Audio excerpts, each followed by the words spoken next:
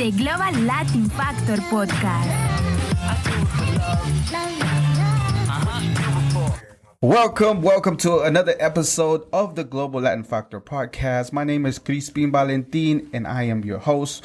And this is the show where we talk about Latino everything. That's right. If you want to know anything about Latino, this is the place where you're going to find a little bit of lots of bit of Latino information and also a little bit of different things. Today, we have a very special guest. She's going to help me with the podcast today. And she's also going to tell us a little bit about her.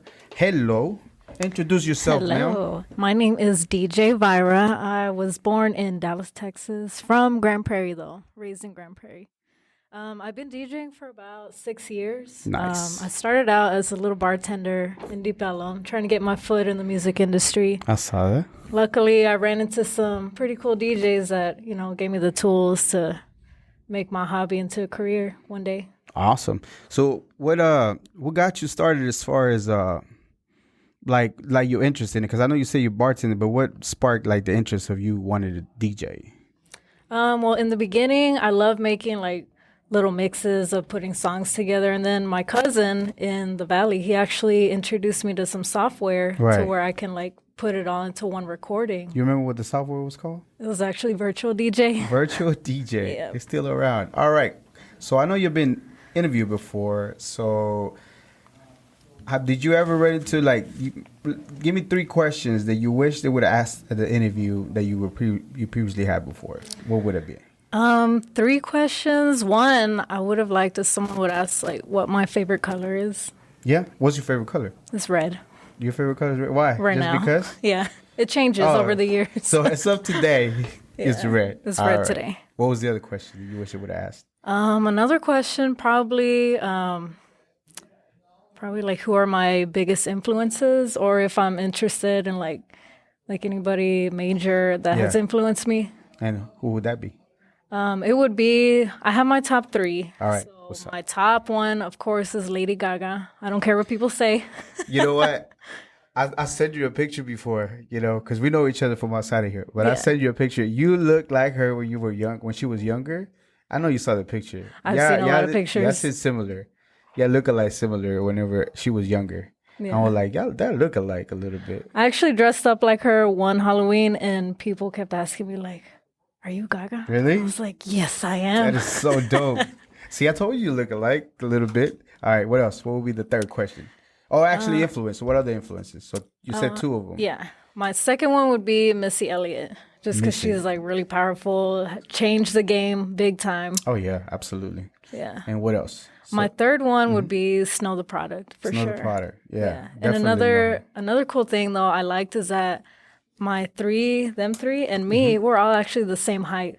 So we're tiny but powerful. So would that be, how high is that? We're a 5'2". 5'2"? Hey, you clear 4. You clear 4'10", you good.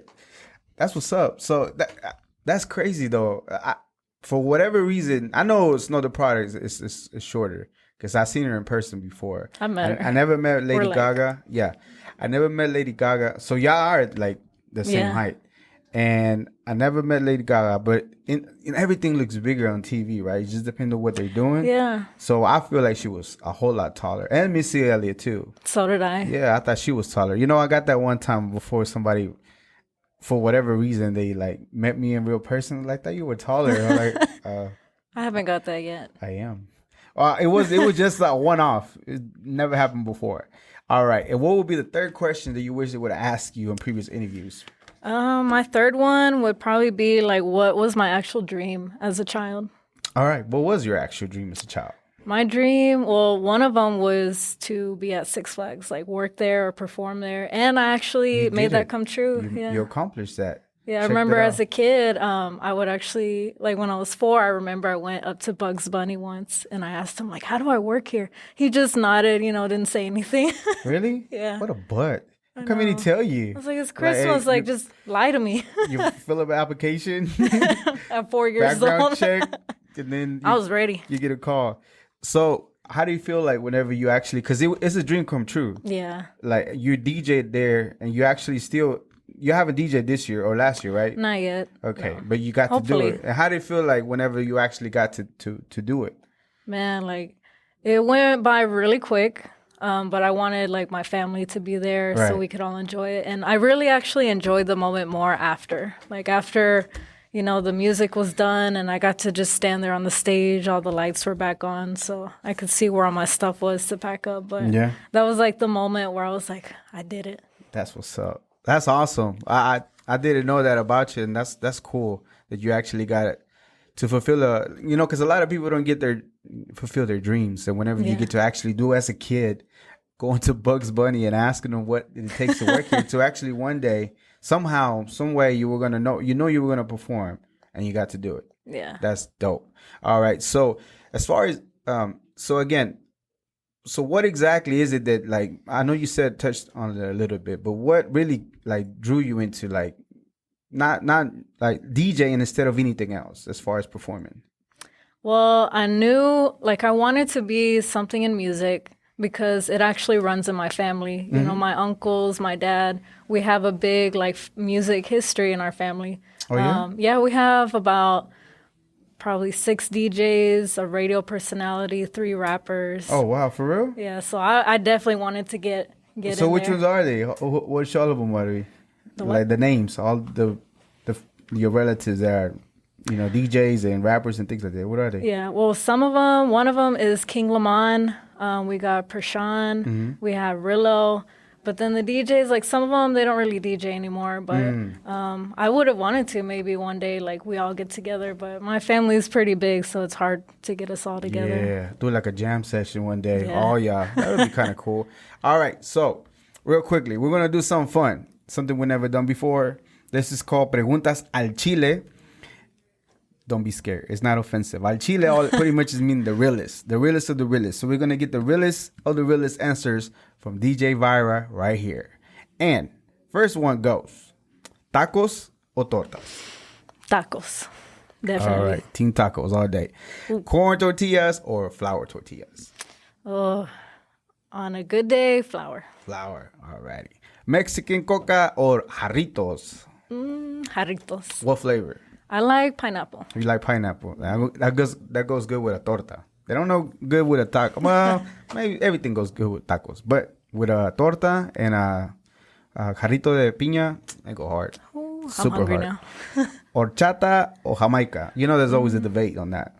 Yeah, I would have to go with horchata. Horchata. Alrighty. Salsa verde or salsa roja?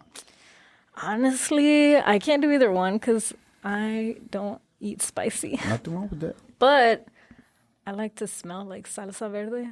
You like to smell it? From far away because salsa roja, I don't know why, like it makes me cough a lot. Really? It's the spice. It's the spice. There's nothing wrong with that. Menudo or pozole? Oh, both. Both. Take both. Yeah. All right. Churros or sopapillas? Churros. All righty.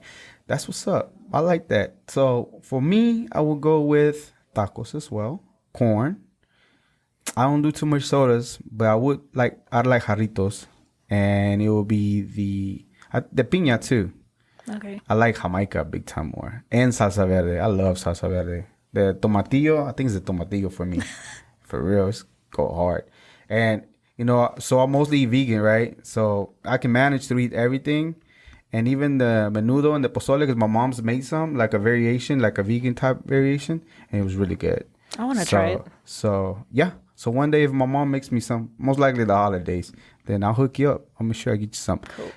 I like sopapillas because churros, sometimes they have eggs. So sopapillas would be the one for me. And I can still get away with eating something vegan. All right. So, okay. So again, this is the Global Latin Factor podcast, right? So your descendants were Mexicanos, right? I know most of the recipe you went to because I know you're Mexicana. Yeah. So that's the reason why I chose these. But you are Mexicana? Yes. Were your parents born here or they were born in Mexico? My mom was born here. No, I'm sorry. My dad was born here. My mom from Mexico, from Guanajuato. Guanajuato. Mm-hmm. Okay. And then you know Spanish?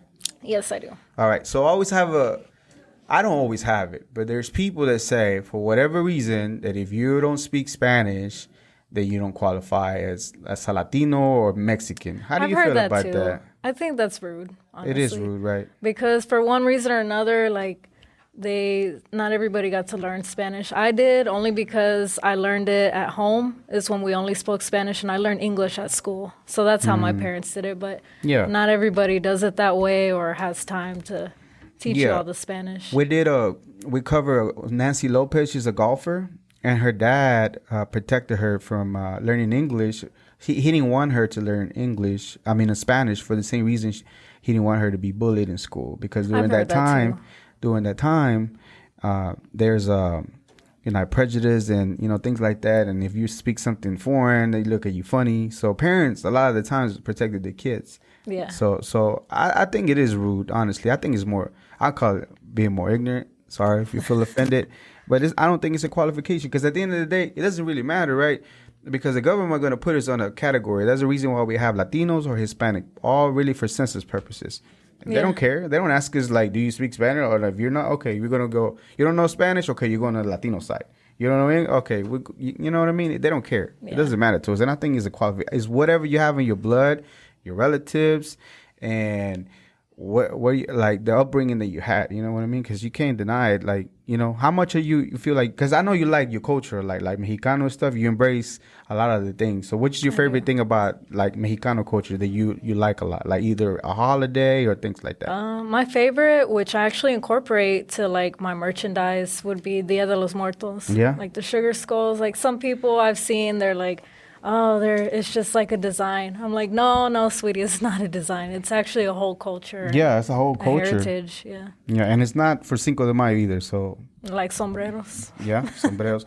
Okay, so I didn't ask about this, though. Tell me about your name. Why DJ Virah? I actually picked it out because, well, I don't tell a lot of people, but I'll tell you. All right, cool.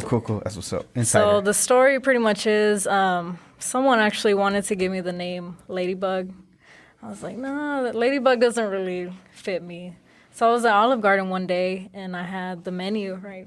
You know, the drink menu? Yeah. Because I drink sometimes, not all the time. Sure. Being a bartender before, I'm pretty sure you never drank before. No, I drink water. Yeah, you probably got a degree. Anyways, carry on. But, so I had the menu. I was looking through all the drinks, and I started noticing that there were rappers' names in it. I don't remember the names exactly, but there were some rappers. I was like, wow. Like, I saw at least 5. I was like, so this is where they get their name.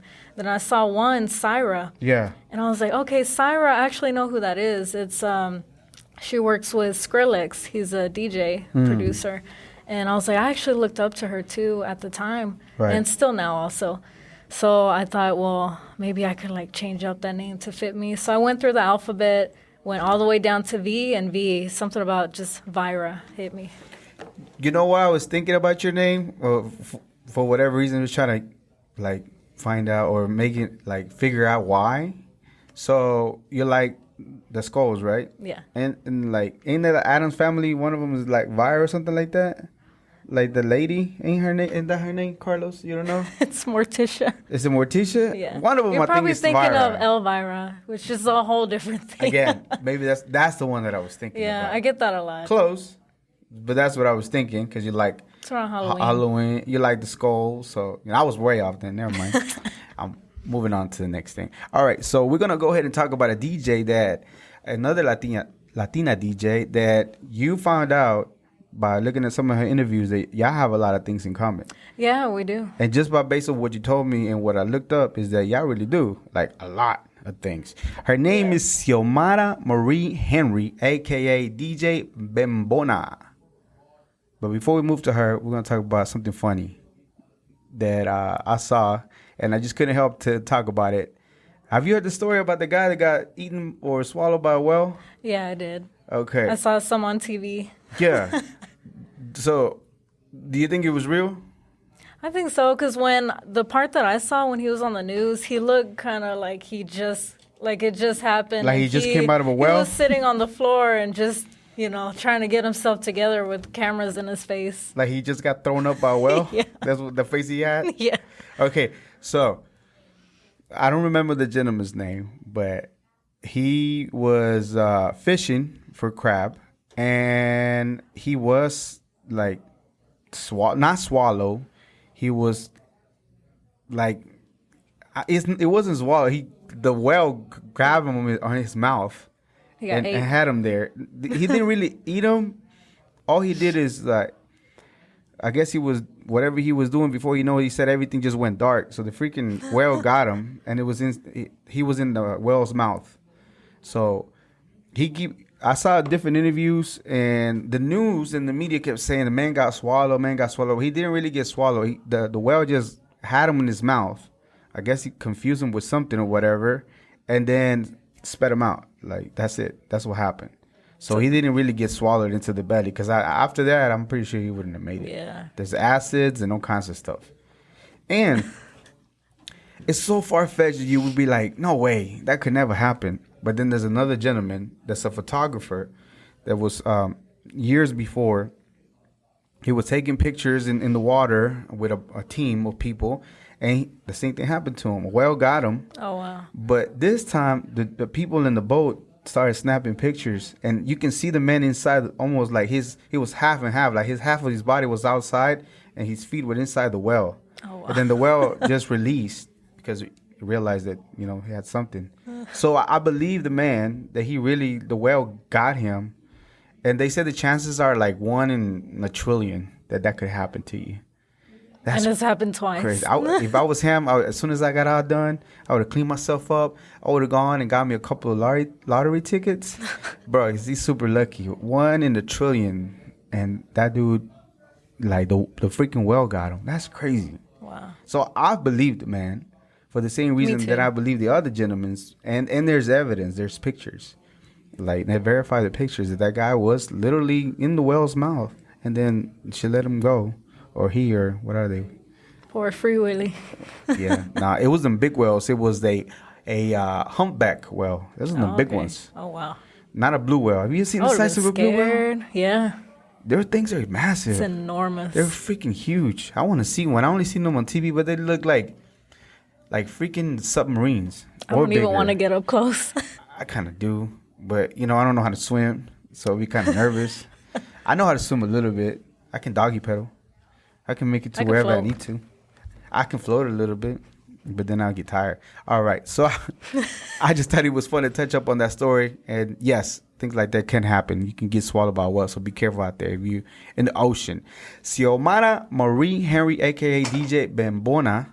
DJ Bembona, she is a DJ, a female DJ. So tell me what you find out about her that you felt like it was real similar to your story, and I'll tell you which ones I think that, yeah, that's exactly it. Well, a couple things. The first thing was that she started out DJing as a hobby. Yeah. She went to her friend from school, her mom's birthday. It was her mom's birthday, and he said, "Do you want to DJ?" I was like, okay. So her first gig, her dad helped her load the equipment, and her whole family went to the party. Wow. That's crazy, right? She had a whole crowd. Yeah, exactly. And then to me, I don't know. I got kind of touched a little bit because it was so cool to have a whole family supporting her, And that's kind of the same thing for you, for your story. Whenever you were at Six Flags and you had your family there, yeah, that's pretty cool. You know what I mean? So that's the similarities that I seen in y'all. It's a different event, but I was like, she had a whole little crowd with her, and that was so cool. All right, what else you thought that was the same? Another thing, she started naming people that she would listen to back in the day, like Britney Spears. Her first CD ever? Yeah. I was like, I had this CD too, and Christina Aguilera, NSYNC. I had a super crush with Christina Aguilera. Not no more. We're I broken got to up. see her once. You did you? Yeah, at the state fair when she was like really young, still had the red streaks. Yeah. It was probably her second album. She was still pretty all right already, like pretty famous. Yeah. That's cool. What else? And another band that you say you like, Paramore, right? Yeah. And different things like that. So she grew up growing, her first CD, like you said, was Britney Spears. She liked a lot of punk rock bands, but then she did grow up in a Latino household, so they played a lot of Fania records. If you remember from the salsa episode, Fania records, a lot of salsa and merengue and different things like that. She is Panamanian. And why can't I find the other part? I know I had it here somewhere. Probably got terrible notes. You know that? I do. All right. I'm sorry, Boricua y Panameña. So from Boricua and Panama. So that's pretty cool. And she's cool. Okay. So just recently, maybe it's just my ignorance that I just started realizing that there's a lot of Afro Latino. The term Afro Latino. Have you heard it before? Yeah. Okay, so I don't know. It was just maybe a couple years ago that I started hearing it more and more. But then I started looking into all the things that we do about Latinos, and it only makes sense because a lot of the times the slaves that they brought them, they didn't bring them to the States. They brought them to the islands, like Cuba, Puerto Rico, and all that. And they had them there, working in the fields, and eventually they became free. But they were born there, So they're like, even though they're from African descent, but technically they're in Latin America, so they are considered Latinos, and they have African descent. So it makes sense they're Afro Latinos. That's cool. Yeah, I kind of heard about it, like the word Afro, like Latino. Like I started hearing it from Afro beats, which is really cool music that I've actually been getting more into. Yeah, you like that? Yeah. What is it about? Like I think they use a lot of the drums, don't they? Or what do they use a lot more? Yeah, it's got like a hard like bass, but it's also like kind of smooth. Cool. So she does. From one of the interviews that I heard from her, she takes a lot to get ready for a set. How long do you take ready to get for like a set? Like if you're gonna do like an event or anything like that, how long does it take you to get ready? Like get all your music ready? Well, I like to, since I work a lot, I do it throughout the week, like on my breaks, or I'll be listening to music and just write stuff down, whichever ones I like. So I would say, like to get a good set, probably like half a week. Half a week? Yeah. That's cool. Yeah, she takes I like to take my time. She takes about 2 weeks or so to get ready, to get all her music and get her set ready and get everything sorted out to see what she's going to be. Again, not only is she young, she's 28 years old, but she's very outspoken. In a lot of her mixes that she does, she includes a lot of political things that are happening, and she feels Panamanian are not represented so much in culture as far as music. So she makes it a point to make sure that the Panamanians are, put in are known as far as music. And she likes to find a lot of underground, what you consider underground artists, females from Latino descent, Afro Latinos, and make sure that she includes some of their music and connect like that. So she seemed pretty cool. Yeah. What else do you think that it was pretty similar to you and her? Let me think. I'm not really sure. Like that was just all the bands that she was naming. I thought, well, let me see how old she is. Maybe. Yeah. We're almost the same age. We're actually not that far apart in age, so. Yep, that's true. And then again, y'all did pretty much listen to the same thing. What did you listen to when you were younger, as far as like in your household growing up? Well, on Sundays we listened to like Luis Miguel, Gloria Estefan. As you were getting ready to clean? Yeah, my mom made me. Yeah? Did you get in trouble or just made you clean just because? I'd get in trouble if I didn't. I got in trouble a lot, actually, as a kid. Why? What was you troublemaking? I thought I was a good kid, but I grew up as the only child growing up, even though I have other siblings, but I always wish like that I had a younger brother or sister to get me out of trouble, but it was just always me getting into trouble. Well, I have 2 sisters and 1 brother, and we all 3 of us are the oldest. My youngest brother, we're about 11 year difference, but we used to get in trouble all the time too. And we used to not snitch on each other. So one day, I'm gonna tell my sister. So one time, my sister, I made her mad because I was a big brother, so I'd be like, bullying them and making them cry. So one time, she threw a freaking chair at me, and I ducked, and she hit a window and broke the window. I'm like, oh my God. Were your parents home? They were not home. They used to, how we Mexicans roll. If you're like 10, 12, you can stay home. Just don't open the door to no strangers. That's it. Do not open the door. Whatever you do not open the door. Stay in your room. But inside the house, we just make a mess. So as soon as my dad got home, we all ran outside, all 3 of us. And we used to do it all the time. If we did something, we used to do it all the time. We just go outside and run immediately. And not even 5 minutes later, Dad yelling, "Oh, yeah. Who broke the window?" And we all like, I ain't snitching. I ain't snitching. Nope, we didn't. We never snitched on each other. And then we all get a whooping. Boom, boom, boom, boom.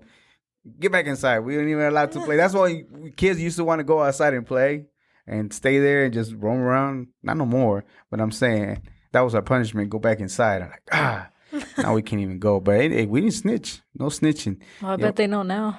Yeah. Yeah. Well, my dad, he knows English, but he doesn't check out the podcast because it's not his thing. But he would never know. But my sister does, and her husband does, so they're gonna know. She remembers breaking that window. We didn't tell though. Nope, no snitching.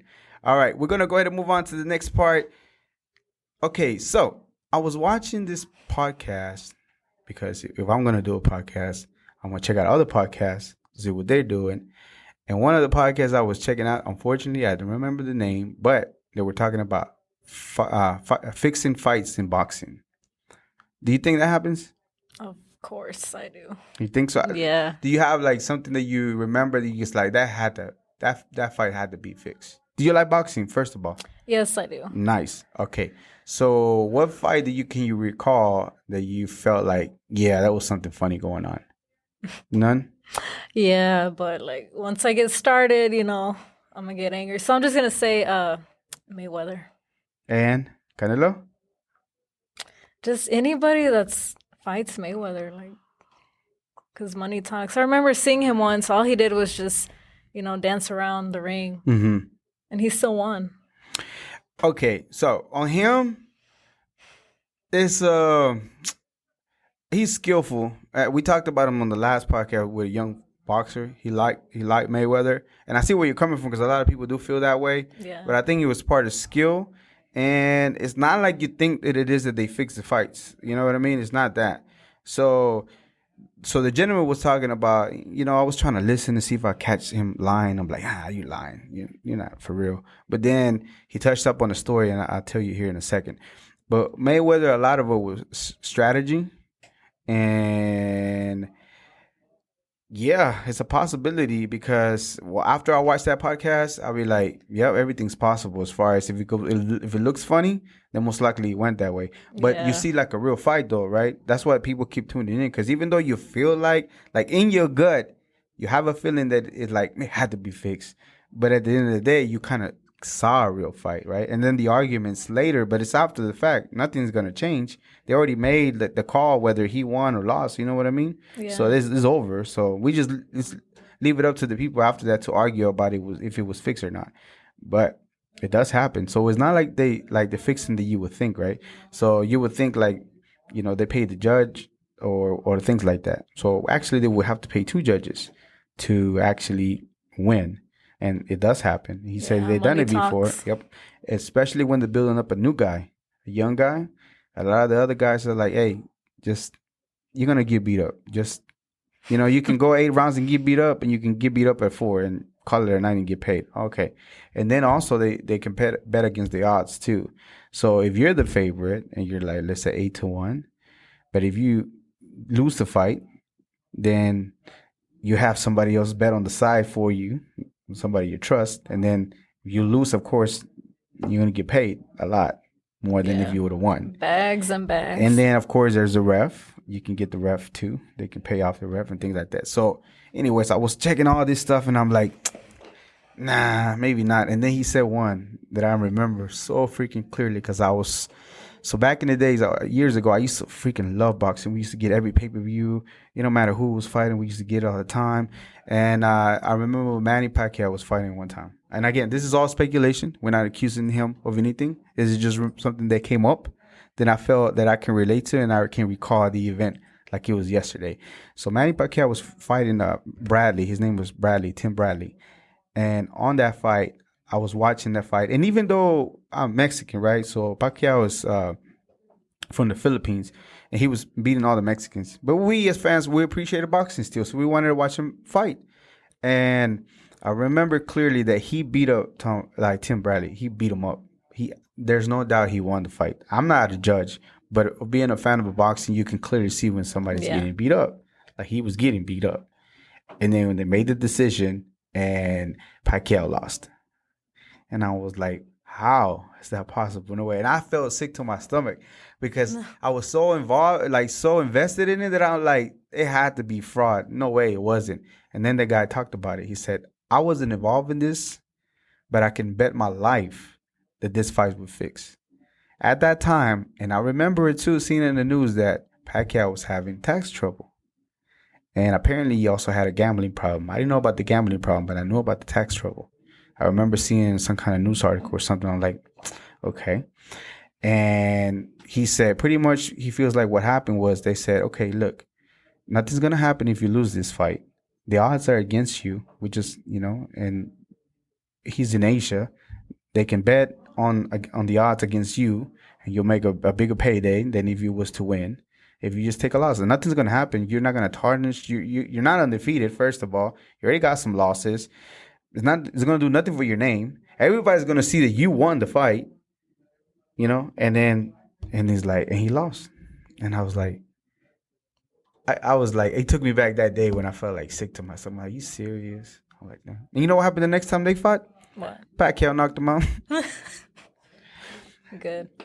Because he should have knocked him out the first time. And even the guy said, I saw so many, because the guy had watched boxing since he was little.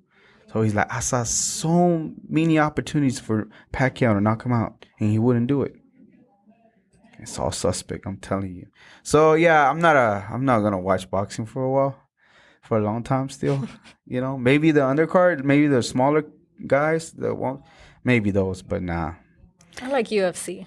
I like the UFC more now, a whole lot more. I don't think it's as tinted yet, because it's 25 years, 20, 30 years old now. Boxing's like 100 years or something. But so it's not as tinted, but I see the possibility of people coming in, because he was saying that the guy that they were interviewing, he said sometimes the fighters don't know that he's being fixed. Like the actual fighters, they don't know, but it just happens. So what a shame. That is a shame. So if it is happening again, I'm not accusing anybody to come after me. I'm just a messenger of what I saw and my experience of liking the sports and what I've seen and lived. I'm like, are you serious? Like, I remember this.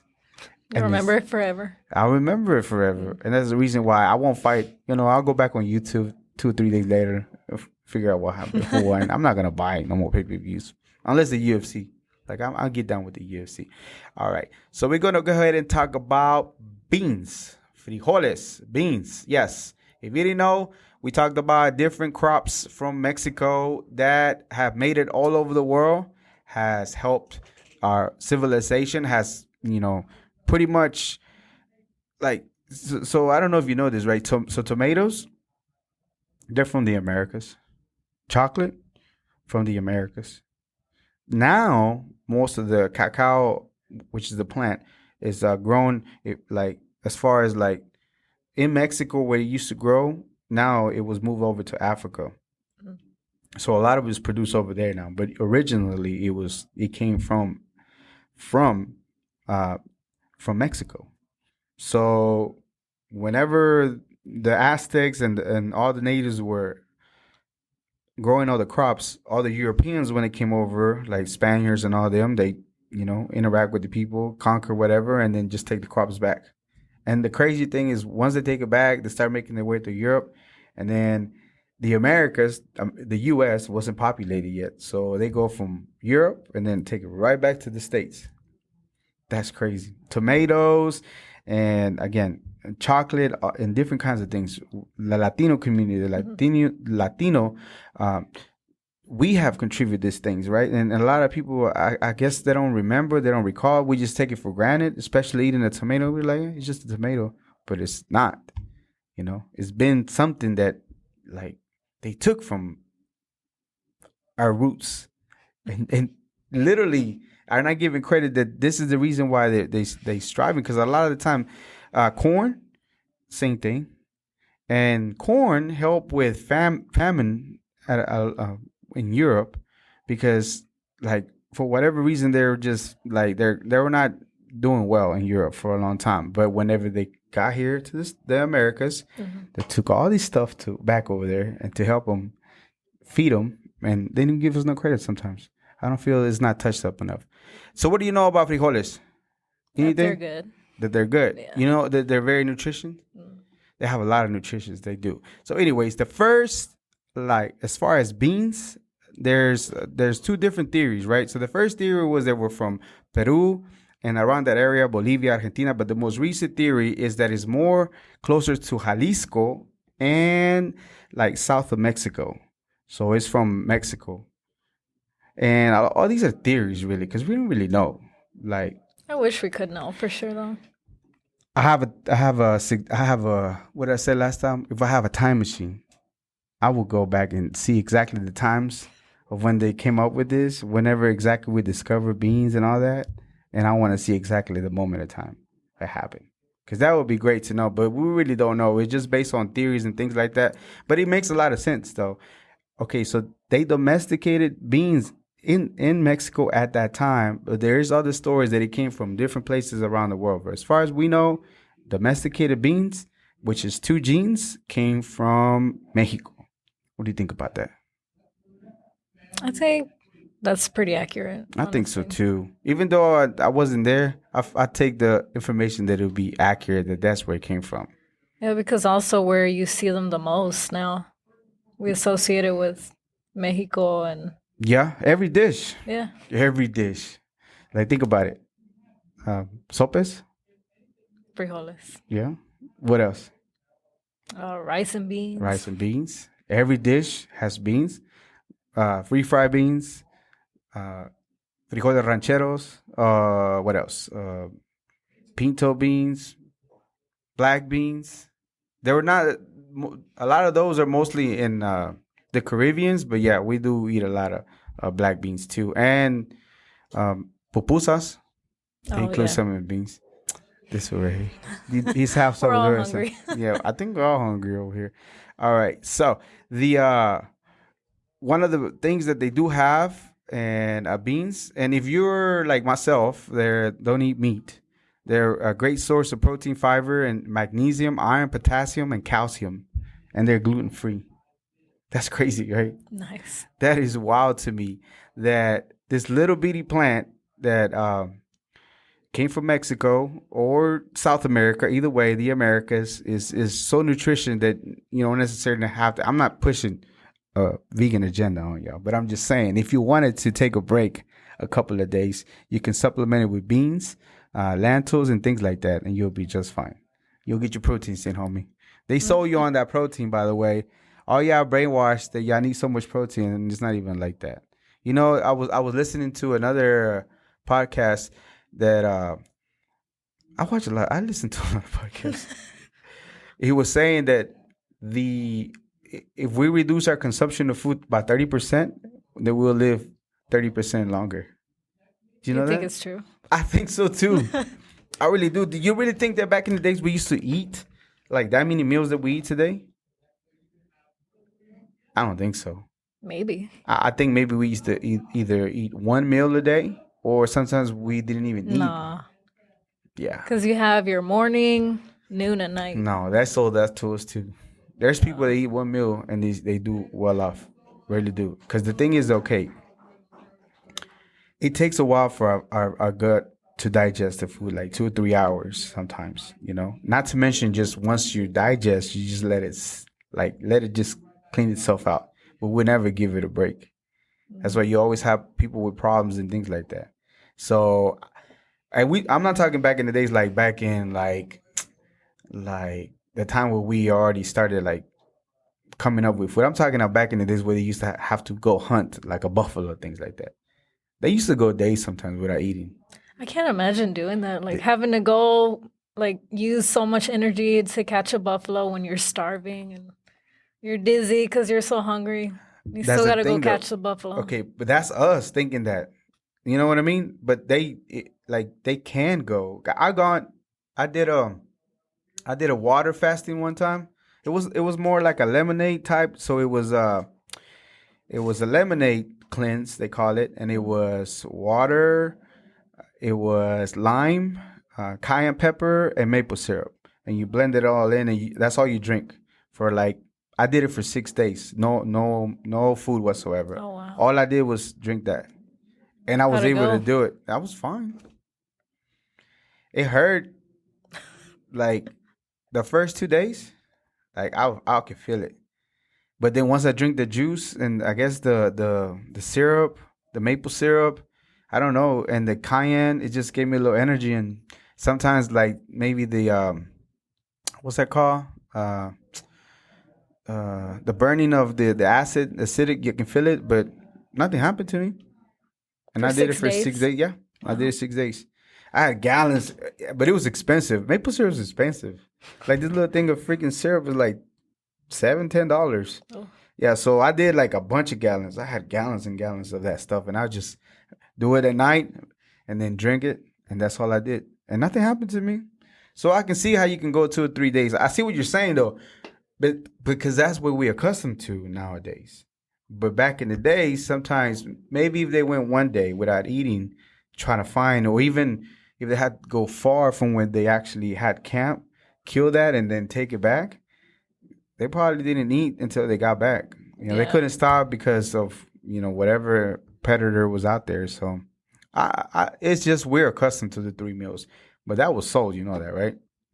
You know where the word breakfast come from? No. Breakfast is originated from breaking fast. Breaking fast meaning you breaking your fast of not eating. That's it. That's all. That's where the word came from. But the cereal industry got that word and started pushing it more as an important meal of the day, which is not. All it means is breaking fast, just breaking the time where you, from the last time you ate to the time you're going to begin to eat. I never knew that. Yeah, but the cereal industry got a hold of that word, and they started pushing cereal and all that stuff on it. There's a lot of cereal. Yes. A whole aisle. And who was the one leading the charge? The cereal industry, trying to push that, you know, it's important to have this meal. And it's beneficial for everybody to eat 3 meals and snacks in between. Why? It's more consumption, more spending for the food industry. We don't eat that much food. We really don't. There's people that actually just do 1 meal a day, and they do just fine. It's a good sized meal. Don't get me wrong, and then there's intermediate fasting. Have you ever heard of that? No. So intermediate fasting is you go a period of time without eating, like 12, 14 hours without eating. And then the 6 hours or whatever hours remaining, like a 6-hour window, you can eat whatever during that time. But then the other rest of the 12, you don't eat nothing. And there's people that do that. It's like a thing. Yeah. How many meals do you eat a day, do you think? For sure. For sure, probably 4. Because I have a super high metabolism, and I could eat probably every 1 to 2 hours. For real? Yeah. God, so I could never do fasting. Nah. Nope. I mean, I'll die. It just depends, though. No. But they're not big meals. Don't tell me you eat it like a whole buffet. Yeah. No way. Yeah. She's little bitty. Huh? It looks like we're eating after this. Yeah. Little bitty. No and way. Before I'm already hungry. Really? Yeah. We're gonna go eat after this. All right. So again, the continuing with beans, very rich in nutrients. If you don't know, if you ever wanted to take a break from meat or whatever the case, you can always substitute with beans. Nothing wrong with that. About the beans were taken to Europe back in the 1600s. So it would have been the Spaniards or the Portuguese came. And in the 1600s, that's when they shipped over the beans to Europe. And then from Europe, again, they went back to the States. And during that time, it's said that the reason why the colonies were able to be prosperous is because of beans. Because they grow fairly fast. And then they're very, like, they whenever you grow beans, they have a lot of nitrogen that they put into the soil. So if you have a lot of nitrogen to the soil, it benefits all the plants around it. So that's the reason why they said that it was very, very beneficial for the colonies at that time. Whenever they came and they brought the beans over, that at that time is one of the reasons why they were able to survive and prosper. Can you believe that? That's pretty cool. I think it's possible.